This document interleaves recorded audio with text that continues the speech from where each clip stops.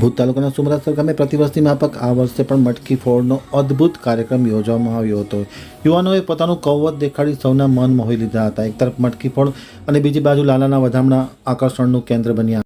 ભૂત તાલુકાના સુમરાસરમાં મટકી ફોડના કાર્યક્રમનું પ્રતિવર્ષની માફક આ વર્ષે પણ ભવ્યાતિ ભવ્ય આયોજન કરવામાં આવ્યું હતું। કાર્યક્રમમાં સુમરાસર અને આજુબાજુના ગામડાના મોટી સંખ્યામાં લોકો જોડાયા હતા। ખૂબ જ મોટી સંખ્યામાં લોકો આ મટકી ફોડના કાર્યક્રમમાં જોડાયા હતા અને ખાસ કરીને જ્યારે મટકી ફોડવામાં આવી ત્યારે લાલાની વધામણી થઈ ત્યારે ભાવિકોની ભીડ બેકાબૂ બની હતી। કાર્યક્રમના ગામના જીઆરડીના તેમજ માધાપર પોલીસ સ્ટેશનના સ્ટાફે ખૂબ જ સારી રીતના બંદોબસ્ત કર્યો હતો।